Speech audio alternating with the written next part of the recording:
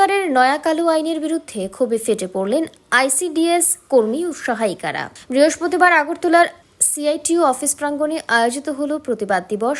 প্রতিবাদ কর্মসূচিতে উপস্থিত ছিলেন বিশিষ্ট নারীনেত্রী পাঞ্চলি ভট্টাচার্য। তিনি কর্মীদের ন্যায্য দাবিকে সমর্থন জানিয়ে বলেন, আইসিডিএস কর্মীরা শিশু ও মহিলাদের কল্যাণে দীর্ঘদিন ধরে কাজ করছেন, অথচ তাদের শ্রমের যথাযথ মর্যাদা দেওয়া হচ্ছে না। কেন্দ্রের এই আইন আসলে শ্রমিক বিরোধী। কর্মীদের অভিযোগ, বহু বছর ধরে তারা শিশুদের পুষ্টি, স্বাস্থ্যসেবা ও প্রাথমিক শিক্ষার জন্য অক্লান্ত পরিশ্রম করলেন। এখনও স্থায়ী চাকরি, ন্যায্য বেতন, সামাজিক সুরক্ষা ও পেনশন থেকে বঞ্চিত। নতুন আইন কার্যকর হলে তাদের অবস্থান আরও অনিশ্চিত হয়ে পড়বে। সভায় বিপুল সংখ্যক আইসিডিএস কর্মী ও সহায়িকা উপস্থিত হয়ে হাতে প্লেকার্ড নিয়ে স্লোগান দেন, কালো আইন মানি না, ন্যায্য অধিকার চাই। আমাদের সর্বভারতীয় কর্মসূচি সারা দেশেই হচ্ছে। এটা হচ্ছে অঙ্গনাদি কর্মী সহায়িকাদের সেন্টার চালাতে গিয়ে নানান সমস্যার সম্মুখীন হচ্ছেন প্রতিদিন। তাদেরকে সবসময় চাপে রাখছে দিল্লি এবং রাজ্যের সরকার, চাপে রাখছে। যেমন ধরুন, তাদেরকে মোবাইল দিয়েছে, অ্যান্ড্রয়েড মোবাইল দিয়েছে, কিন্তু এই মোবাইলগুলো একেবারে বাজে সস্তা মোবাইল। এবং যেটা সবচেয়ে বড় কথা, তাদের মজুরি ভাতা যেটা আমরা বলি অনারারিয়াম, সেটা খুবই কম।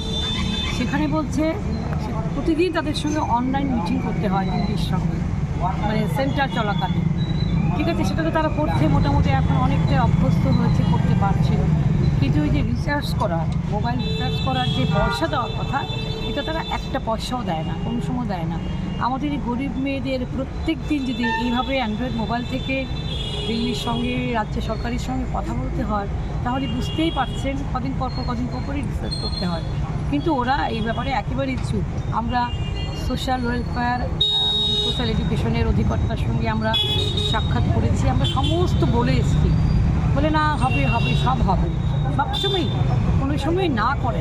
কিন্তু ওদের দিক থেকে, রাজ্য সরকারের দিক থেকে কোনো আমরা দেখি না ইনিশিয়েটিভ থাকে বলে। দিল্লির তো থাকেই না। তারপরে ধরুন, তাদের ভাতা নিয়েও অনেক গণ্ডগোল করছে, অনেক বরাদ্দ কমিয়ে দিয়েছে বাজেটে, যেটা দিত প্রতি বছর সেটা অনেক কমিয়ে দিয়েছে। এবং বাচ্চাদের যে নিউট্রিশন, এত গরিব বাচ্চারা আসে গ্রামে, ট্রাইবাল এলাকাতে, প্রত্যন্ত অঞ্চলে, প্রান্তিক মানুষদের ছেলে মেয়ে ওরা, বাচ্চারা, ওদেরকে টিফিন ঠিকমতো দেওয়া যেতে পারে না, যাওয়া সম্ভব হয় না, কারণ টাকা ঠিকমতো আসে না, সময় মতো আসে না। তো সিডিপিও সুপারভাইজারে বলে, তোমরা তোমাদের টাকা দিয়ে চালিয়ে দাও, আমরা পরে টাকা দেবো। অনেক অঙ্গনাদি কর্মীরা কিন্তু করে, নিজেদের ব্যক্তিগত তহবিল থেকে পয়সা এনে টিফিনের ব্যবস্থা করে, কিন্তু সেই টাকা আদায় করতে তাদের প্রতিদিন অনেক সমস্যার সম্মুখীন হতে হয়। তা আমরা বলেছি এগুলো সব দূর করতে হবে, না হলে আইসিডিএসের সেন্টার ভালোভাবে চালানো সম্ভব না। সুতরাং আমাদের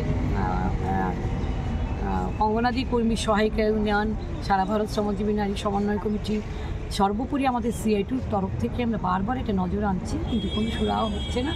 আমরা চাইছি আমাদের আজকে এই ছোটোখাটো বিক্ষোভের মধ্য দিয়েই যেন এটা সরকারের কানে আমরা তুলতে পারি। আপনারা সকলেই জানেন, তারা এইসব সমস্যার মধ্যে কাজ করে।